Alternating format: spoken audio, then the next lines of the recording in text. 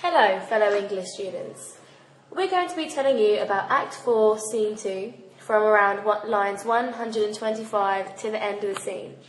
Poonam is going to be describing the events of the scene. So the key events are that after Vittoria and Bracciano's argument, Vittoria is furious about Bracciano's accusations towards her.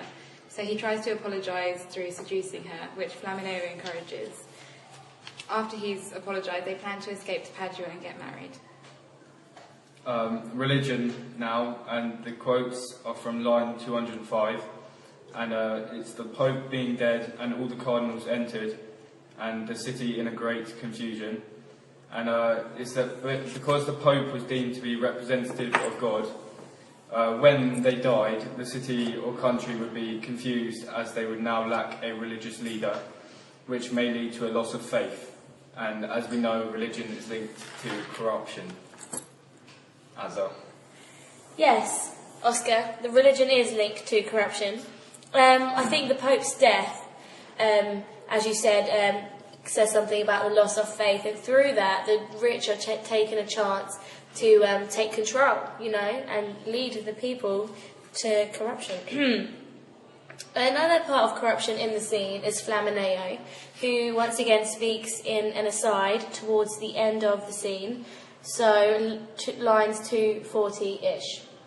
He says, "It may appear to some ridiculous thus to talk knave and madman, and sometimes come in with a dried sentence, stuffed with sage. But this allows my varying of shapes. Knaves do grow great by being great men's apes."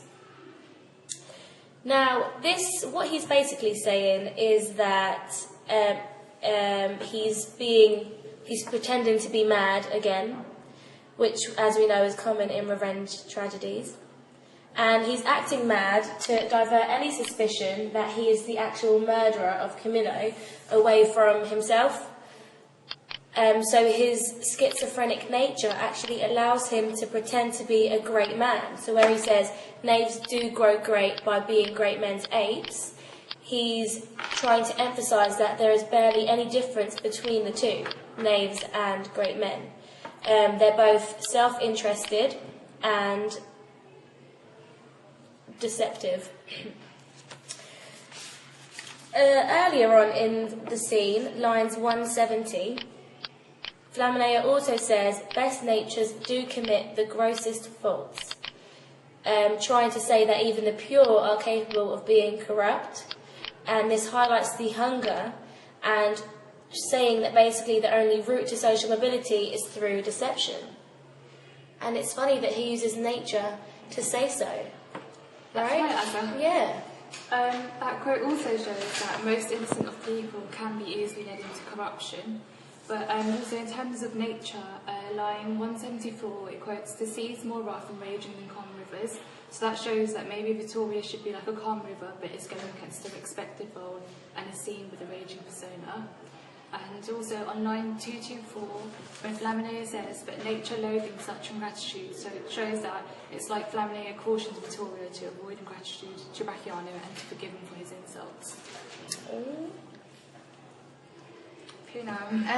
Moving on to the portrayal of women and feminism, Flamineo is generally misogynistic in this scene, and he compares Vittoria to a number of animals, such as women are caught as you take tortoises.